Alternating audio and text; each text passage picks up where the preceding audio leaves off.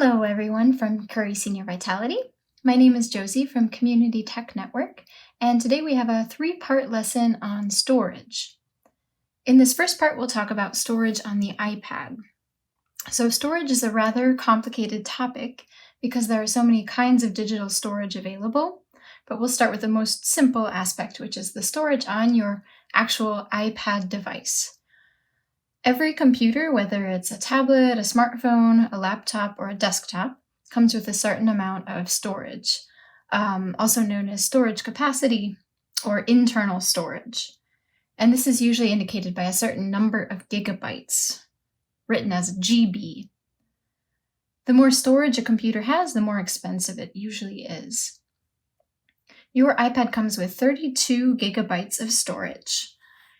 And basically all the apps you download, the photos or videos you take, and all the other content you enjoy on your iPad use this storage. And depending on how much content you have, how many photos you take, your device may eventually fill up and run out of space. If this happens, you'll run into problems with installing new apps, taking photos, or updating your operating system just because there's no room left. You can't increase the internal storage of your device, but you can free up space by storing some things on the cloud or backing them up to another location. And we'll talk more about cloud storage in the next part of the lesson. So first, I want to show you how to check how much storage remains on your iPad. So to do that, you need to first open Settings, which looks like this. And within Settings, you'll go to General. And on the right side, you're looking for iPad Storage. And when you open that, it will calculate exactly how much storage is currently used. And as you can see, it breaks it down by category. So I have red as the apps, so how much storage the apps are taking up. iPad OS, which is the operating system. Media, photos, messages, books, system data, all those different categories of data. And it shows currently 19.9 gigabytes of 32 gigabytes are used. So I still have quite a bit of space available. So I'm fine right now on storage. I still have quite a bit of space. I really don't have to worry about storage yet. But still, I want to show you some steps that you can take to free up space if you do get into that situation where you're low on storage or you start getting messages saying you can't update, you can't take photos, you need to free up storage. So one major way of freeing up space on your iPad is to delete apps that you don't need anymore. As you can see, apps take up a lot of storage. And if I scroll down here, I'll see a list of all the apps on my iPad and how much space they're taking up on the right side. So 158.2 megabytes, for example.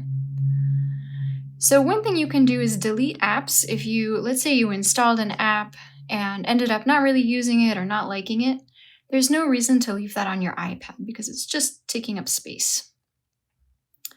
So as an example, let's say MediSafe.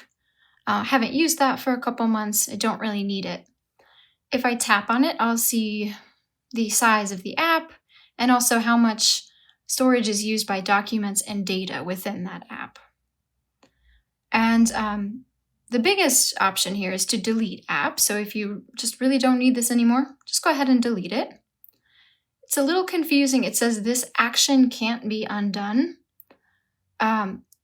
In reality, if I delete MediSafe, but then down the road I decide I do want that app, I can still go to the App Store and reinstall it. It's just the data has been deleted. The other option, which is sort of like an in-between temporary option, is to offload app. And as you can see, it says this will free up storage used by the app, but keep its documents and data. And if I do that, you'll see I then will have the option. So It's still taking up 4.6 megabytes of documents and data, but the app itself is deleted. Still though, I could easily reinstall the app, and automatically all that documents and data would be restored to the app. And if I go back to the iPad storage section, I just wanted to point out this recommendation. On your iPad, you might have other recommendations shown depending on your settings. This is Apple telling you some things you can do to optimize your storage. And there is an option to enable this offload unused apps automatically. So that's a good option if you're getting kind of low on storage and you're worried about it. You can enable this, and just any unused apps will automatically be offloaded. But you can easily restore them when you need them. So it's like a temporary way of freeing up some space.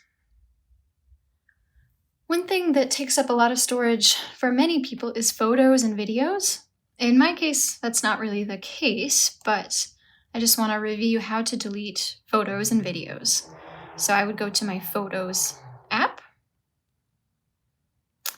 and I don't have that many, so it's not a problem for me, but just a reminder, if you wanted to delete some things, you could tap on Select, and then just go through and choose the photos you no longer need. Videos especially take up quite a bit of space, especially if they're long. So let's just say, okay, that looks good. And then once I have those selected, you'll see the little blue check mark. I can tap the trash can to delete them.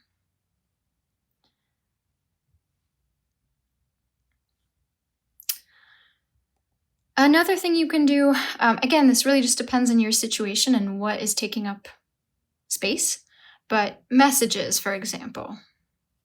If I go into my Messages app, I just want to review how to delete old messages, old conversations. Especially if you have messages that include photos or videos or GIFs, those take up more storage. So what I could do is, let's say I want to delete an entire conversation. I would tap Edit, select Messages, and for example, I want to delete this conversation. Select it and tap Delete. Okay. Another thing I could do is, let's say within a particular conversation, I want to delete this message. Tap and hold, and then I can tap on More and tap the trash can to delete. So again, not really a problem for me, but if you have a lot of messages, it's a good thing to go through and delete the ones you don't need anymore. And what you can also do is in Settings, if you scroll down to a particular app like Messages, I can scroll and find Message History.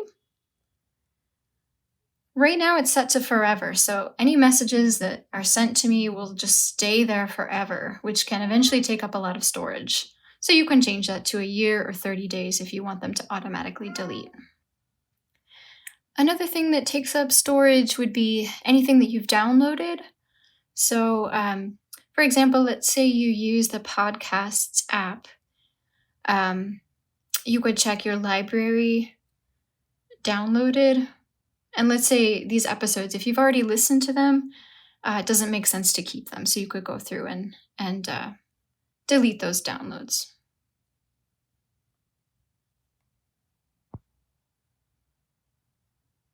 So here, for example, if I tap on an episode and then tap the 3 dots, I can remove downloads.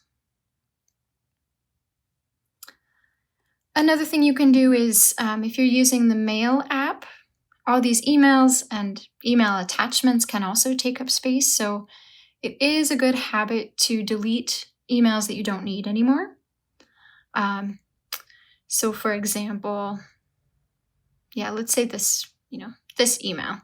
If I don't need it anymore, you can delete it by, this is the archive button, but if I tap and hold, I get the trash. Especially if I don't know if I have any examples here, but if it's an email with a large attachment, like a document or a photo or video, those naturally take up more storage. And another thing you can do is clear your browsing history in Safari. So whenever you use Safari, you're surfing the web or going to different websites, that's taking up some space in your storage. So let me show you how to clear that out. So I'll go into Settings, look for Safari. So if you started at the beginning, you would scroll down to Safari. And let's see. Down here is Clear History and Website Data. So it shows here what it does. It removes history, cookies, and other browsing data. History will be cleared from devices signed into your iCloud account. So you don't have to do that constantly, but it's one thing you can do if you're trying to clear up storage. And the last major method to free up storage is to review what exactly you're storing on the iPad internal storage and what is being stored on the cloud. But we'll get into that in part 2 of this lesson. So I hope this was helpful. Just a review of where to check your storage. In Settings, so Settings, scroll down to General, iPad Storage. So you can check that out.